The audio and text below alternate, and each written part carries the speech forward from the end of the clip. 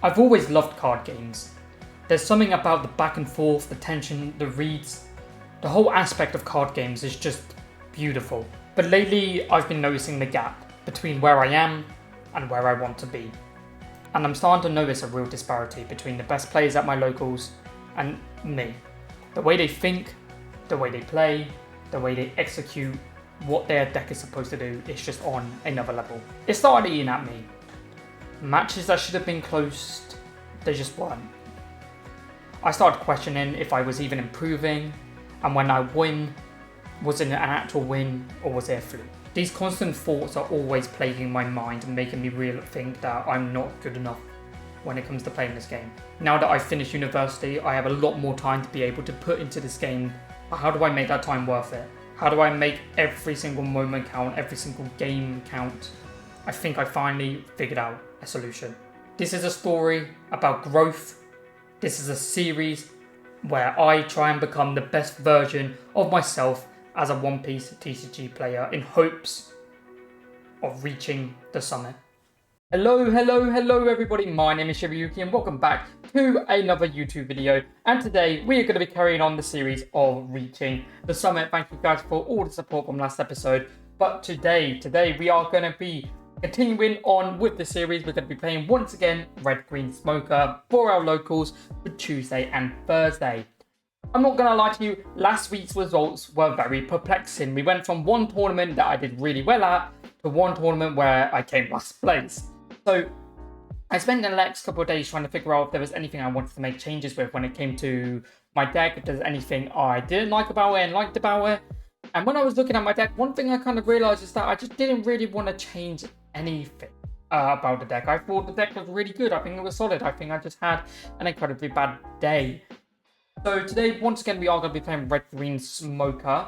Today's episode, we're going to be using the same deck list that we used for last episode, which you could find right here.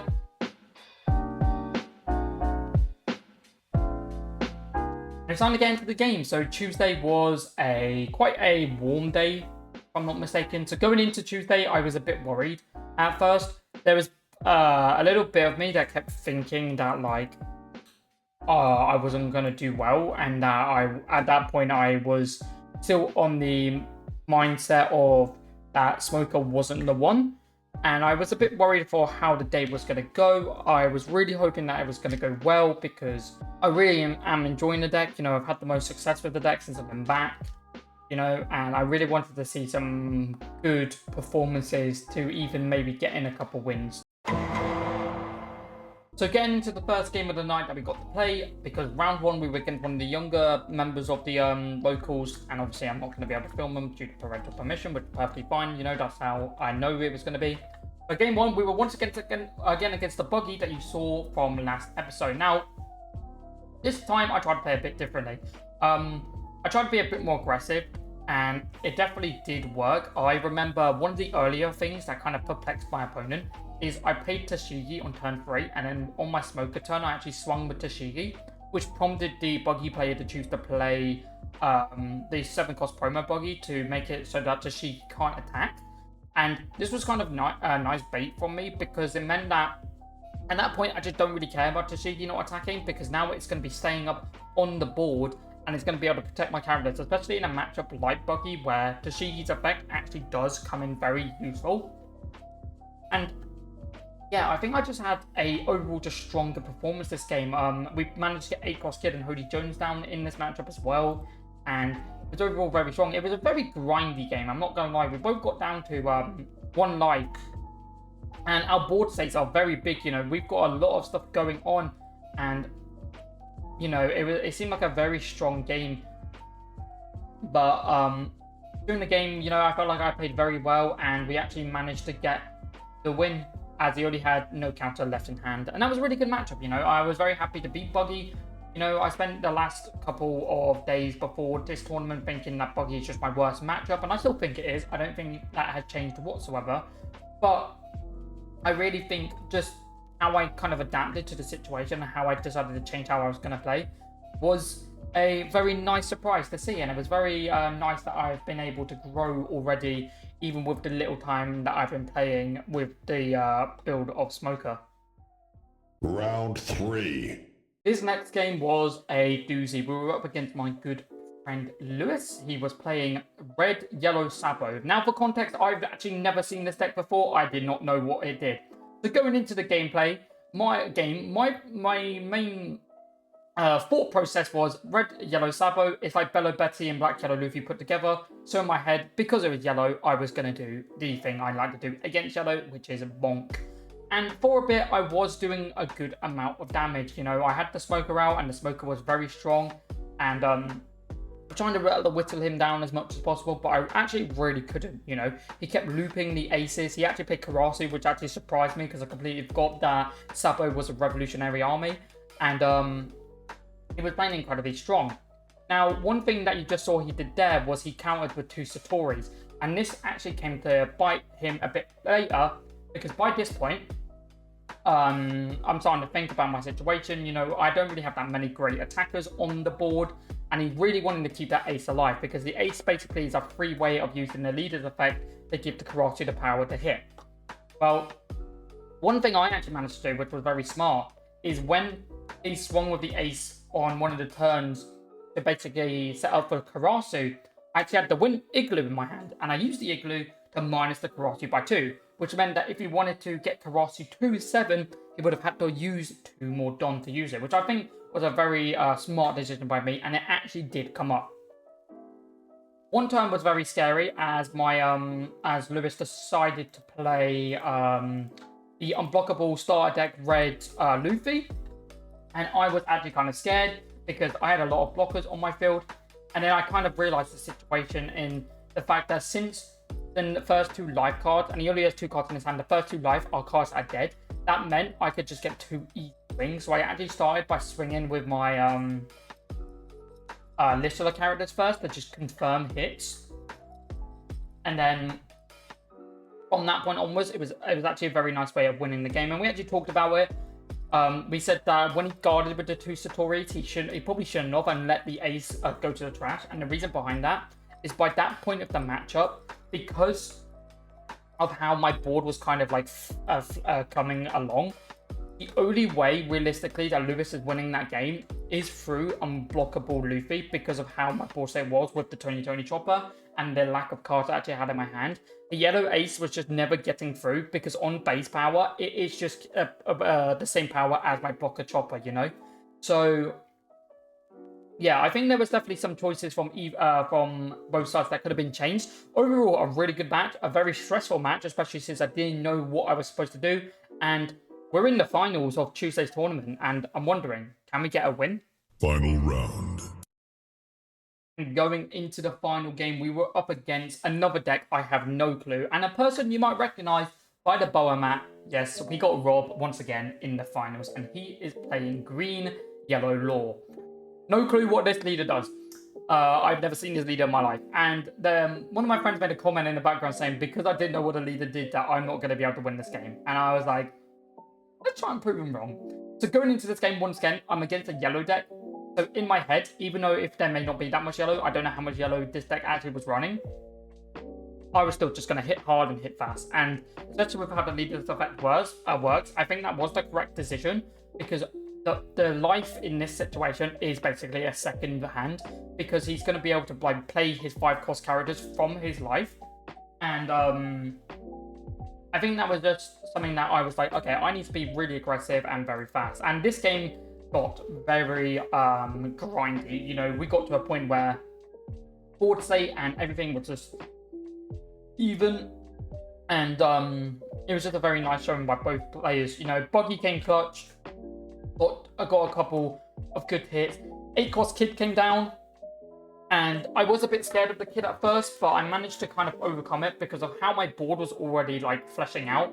I got to a point where I didn't really care about the Kid as much. I think I was more scared of the fact that the Cavendish was going to be able to give him more Don. And this game was incredibly close. We were both kind of in a position where if that Kid could stick on the board, Rob could definitely take over in this game.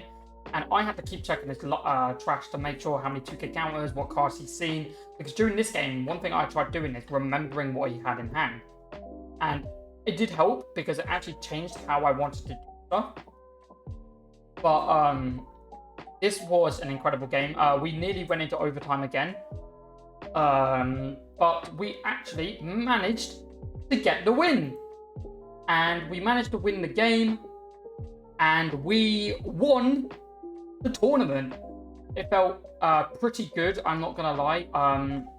I really just wanted to get at least one win with the tournament with Red Green Smoker. I really think the build I came up with, because it was a homebrew, it felt really nice to actually get a win with a homebrew, because I don't really win with homebrews that much, because I normally just net deck, I'm gonna be real. So it's nice to get a homebrew win with Red Green Smoker. But very happy with Tuesday's results. The deck played really well. One thing about Tuesday that was actually interesting is that I didn't actually see much of my red. In fact, I only saw Virgo from round 3 onwards, and I only from round 4 onwards, and I only saw Sanji's during that last game as well. So it was a bit interesting trying to play with none of the red cards, but the deck still performed incredibly well. And this resulted in me getting the win. I got a winner Hitakiri Kamazaro and a winner Scratchman Apu. We're going into now that the tournament's over, in my head was, cool, I got my win, I'm very happy about this, this is going to look great. But the real question, can we get the double? Now, Wednesday was very interesting. So during Wednesday evening, me and Adam, one of my friends, decided to play some games, and that's where we figured out that blue-purple was a really good matchup, and that was very nice. And then we found out that Adam was actually going to be playing Red Green Smoker for the tournament, which was very nice. His build was very different to mine, which was very cool. He was playing a lot of different cards to me. And then we got discussing about certain changes to the deck and certain aspects. And so he was bringing up cards such as Monet, which I think Monet is very cool. It's a punk hazard character that can basically give 2 Rested Dawn and minus a K. 2 Rested Dawn to one of your characters and minus a K to one of your opponents, which is very nice into the Kid, because you could basically minus Kid by 1 during your turn to make him a lot easier to kill. But the 2 Rested Dawn is also very nice because it means that you can actually untap. It's a very easier way of untapping 2 Dawn with your leader's effect, which is pretty cool. I didn't really like Monet, only because I don't actually own them as much, but I don't think I'd want to play it anyway, only because of how I feel about the deck currently. I didn't really want to play Monet. Another thing that he was playing that I wasn't playing, he decided to play that I wasn't, was Carrot.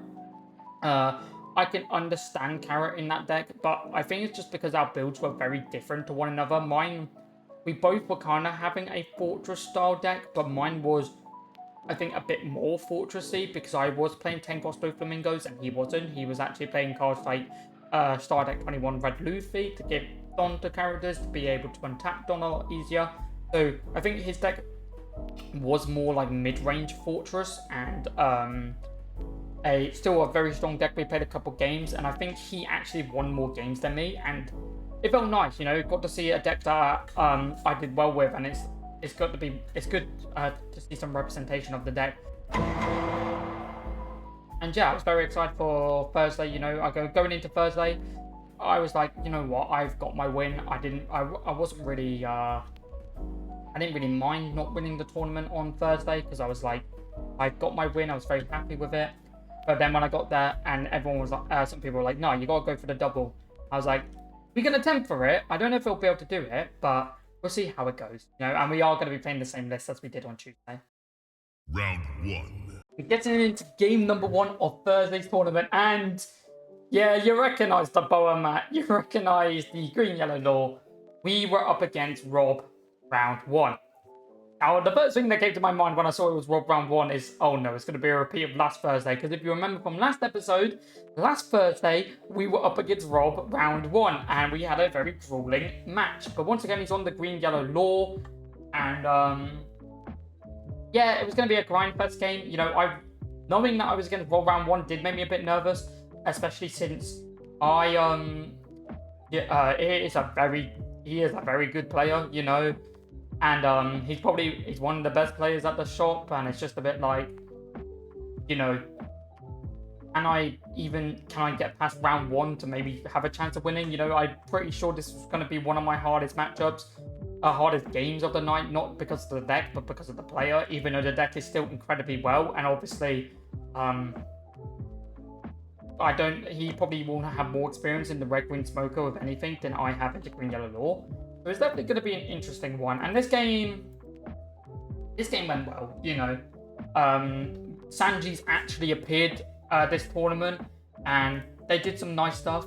And Smoker did a lot as well. He actually, funnily enough, played Mangalore against me, which was a very nice BM. You know, we saw him at it last week on Tuesday, but didn't ever get to play it. But it was very nice for the BM playing that Mangalore. Very nice. I can see some people in the comment section maybe like, why are you playing the manga? But, you know, some people just like doing it, you know, it's based. I love it. But there's the Mangalore, got the 2 blockers, and we are doing a lot. We actually played Doflamingo this game to actually stun his Mangalore and the Cavendish. And I kind of felt like the deck just kind of went off. It got to a point where it didn't feel like, from that 10 cost Dofi, it very much did not feel like the green yellow law could do anything or like not do much. It was because they had to get rid of the 8 cost kid before anything, and I saw a 2 Don up with 2 cards in hand and 3 life, even that. And he basically only had 1 attack this turn. And then this is funny, we had a Beijing life, and then we just spent a minute laughing, and then yeah, we managed to get the win. It's very unfortunate for Rob. It just seems like it is a very difficult matchup for Green Yellow Law to beat Smoker. But overall, good start to the tournament, and we are 1-0 up, 3 games away from doing the double. Round 2. Round 2, we were up against our good friend Tom, who is playing Purple Katakuri. Now, Purple Katakuri is a deck that I played against a couple times, and I actually love the concept of Purple Katakuri. I actually considered building it for a bit of time. I then realized I didn't really want to. But this was a bit of a weird matchup. Nothing really happened. Like, it just very much felt like I just slowly started developing my board, and it was just too much for Purple Katakuri to deal with, because I was actually using Holy Jones to clear the board more than the Don, because I know the fact that that deck doesn't really play that much event cards that were crazy good. Like, they played the new one from this set, and the new one from the set, and yeah, it was like he didn't even really. There were times where he actually forgot to look at the top card of my life as well, so it was very unfortunate. He did a lot of searching. I don't really know what he was trying to look for in this scenario. It definitely did feel like he was just kind of delaying the inevitable. Like, he did manage to get down 8 cost Katakuri, which was a blocker, which was quite annoying. But like, in this position, I've got enough attacks to where I don't really need to worry. And Kid just wasn't dying, by the way. Like, in my head, I was doing calculations to see if I can kill him on the turn. I was asking for like how many cards in hand, how much Don does he have left up, and in my head, Kid not dying basically won me this game also, because that guy survived. But he did die to another attack. But by that point, he wasted so many resources trying to kill Kid to a point where I could just basically win the game from this point onwards. So he blocks with the one of the blockers. I actually swing for 5 with Virgo. So I want to get as many attacks through as possible, because he can't survive every single attack, right? Based on like numbers and cards in his hand, and the fact that he used the 2k counter for a 5k swing, he can't survive every attack. So it was very nicely done by me, and we are 2-0 up, 2 games from the double. Round 3. Game 3 was a blast from the past. We were up against Mono Red Ace. Yeah, I've played against this deck a lot. I had no clue what to expect. I had no clue how much deck has changed since the old decks, and I'm not gonna lie to you, kind of scared. Going into this game, I was kind of scared. I know he played against Adam, the other Red Green Smoker player, earlier, and he lost that matchup, so that gave me some confidence. But like, Adam's deck is very different to mine, so like, I can't just think, oh, I'm just gonna win because Adam won. I had to play very smart. And throughout this game, there were some interesting choices being made. Like, there were some new cards I'd never seen, like the Gum Gum Mole Cricket. Is that the name of the card? I could be wrong. But that thing KO'd one of my characters, and I was like, thank God it KO'd Tashiki, because it means the Smoker can stay on the board, which I felt was very good. He actually played 7 cards Rush Ace, which was very nice to see. And I went for a very interesting play. It was a bit of a risky play because in my head I was like, I may not even be able to win. But I went for it. I actually played Hody Jones and rested the blocker and actually went for game on his turn. Luckily, because he had no Dawn up, it meant that he couldn't really use any of the events for their actual effect and only the leader's effect. So I tried going for game, and I ended up, when getting the game, you know, Banished Smoker came in clutch again. It's very incredibly annoying to deal with, and I managed to pick up the win against Red Ace. But in my head, if I didn't win that turn, I was losing the game. And I go into the finals once again, 1 game to the double. Final round. In my final game of the night, we got Adam, and we are going to be playing the Red-Green Smoker mirror. We did this mirror on the Wednesday, so it is very poetic that we got the mirror in the grand finals. It felt very cool. You know, we were both... The fact that Red-Green Smoker mirror was in finals, which was pretty sick. But this game was not a nice one. We both kind of had a very similar opening hand. We both had a copy of Kid, a Tashigi, a Rosinante, some 2k counter, but the only difference is that I had 2 8-cost Kids in hand. And I'm not gonna lie to you, I think during this game I definitely played very poorly. I think I made some very interesting decisions, and I think I wasn't really focusing on trying to play optimally. It kind of felt like, oh, I feel great that I'm in the finals again with Red Green Smoker against Red Green Smoker. Let's just play. But that's not how I should have played. I definitely should have played differently. But Adam played incredibly well that game. You know, a lot of good choices made by him. He did have nicer draws, and we did talk about this at the end. We did have a conversation about it at the end. Had some nicer draws than me, but like that's something that just goes with One Piece. You know, you're not always gonna be able to have the nicest draws. And throughout this game, it got to a point where I just felt like I was not winning. He had a bigger board than me, a stronger board than me, and in my head, I thought the game was over and I wasn't winning. I kind of just threw out all of my cards for a win, not really expecting anything to come of them, but in my head thinking, I'll just get enough attackers board down and I will just try and do as much as possible. And I just passed the turn. I can't even swing into the Kid for context. And then at this point I was like, okay, I'm not getting the double. Adam's gonna get the win. He is gonna do it. And then he puts all of his Don on his 8-cost Kid, and I had a blocker. I then manages to minus the Luffy to 4, so we can't hit my leader. He then swings for 5 with Smoker, and I 2k counter. And at this point, I'm like, oh, I think I actually just win now.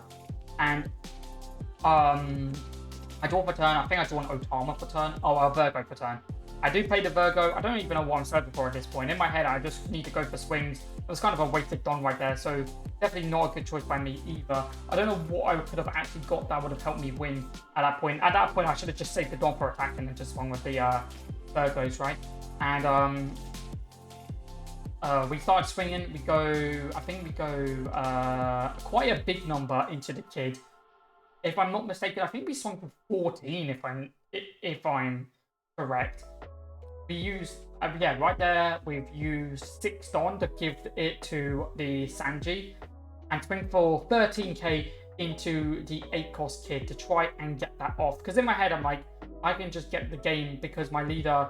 Because Sanji being 13k, he then realizes and he does lose the game, and I do get the double, but it didn't feel good, like whatsoever. It did not feel good.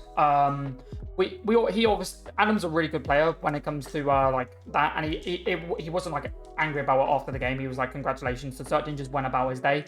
But like, I can understand where he was coming from, you know. I think I would have done the exact same thing if I was in his shoes, you know. And yeah, the win didn't really feel deserved. Like, I played well throughout the tournament, but like that was the one game where I could have lost. But you know, that's how card games go someday. And we did get the win, which means we did, in fact, get the double. getting in the double, even though it was kind of a not the greatest way of getting it, still felt incredible. Not many people at our locals has been able to do the double where they've won 2 tournaments back to back. It's actually a very difficult thing to do because obviously everyone may bring different decks to the tournament and try and play something different. So getting the double felt great, you know, and I've just been able to see my skills improve so much. There was actually a winner Mihawk I got from this event that I didn't actually know about that we were going to be having for this tournament, and there was a winner Zorro from the EPO2, which was because we had the new promo packs. But yeah, getting the double felt incredible, like especially with a deck that I homebrewed. You know, it felt like that was like a really like pivotal moment for me. I felt like I've done it. You know, I've managed to find a deck I've loved. I've built it in my own way, and I've got to prove that I can still win with skill. Well, with skill most 9 times out of 10, with the exceptions of there being some form of luck, and I felt incredible. Again, the 2 Red Green Smoker wins this week has been amazing, but this doesn't mean that I'm going to win every week. In my head, one thing that I need to remind myself, because I still, I used to do this a lot, that wins felt like everything. I need to get it into my brain that not every single tournament is going to be a win now because I'm playing Red Green Smoker. You know, there are over time people are going to pick up on stuff. It's my job to adapt to what is going on to give myself the best chances of winning as many tournaments as possible and not to get cocky about these 2 wins. And overall, I'm very happy with Red Green Smoker again. You know, next week we do have a body battle on Tuesday, which I will be recording, which I'm not playing Red Green Smoker for. On the Thursday, I don't know if I am playing Red Green Smoker. I don't know if I wanted to take a break from Red Green Smoker. But overall, I've been having a blast with Red Green Smoker. I've been having a blast with this series so far. And it has been an incredible time, you know, just getting to improve my skills in only episode 2, you know. This is only episode 2 of the series, and we're already making leaps and bounds like this. And our end goal of playing at the regional level, you know, it could happen, you know, but we still got a very long way to go. But we are going to be coming to the end of today's video. I thank you guys so much for watching. If you haven't done so, hit the like button, hit the subscribe button.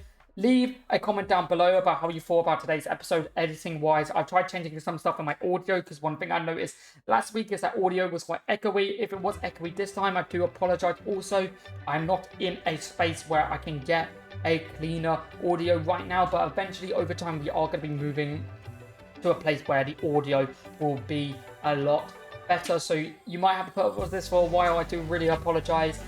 If there's anything about the editing that you want me to change, please do. If there's anything you like about the editing, please let me know in the comment section down below. Anything you liked about the deck, any questions you have about the deck, I would love to answer them in the comment section. And remember that we are trying to feed the algorithm gods as we are just keep on making progress with our One Piece content. We will be having roguelike content coming to the channel soon. I will be editing that in due time, but I haven't had the chance to do it. And with all of that being said, my name is Shirayuki, and I will catch you guys in the next one. Goodbye, goodbye, goodbye.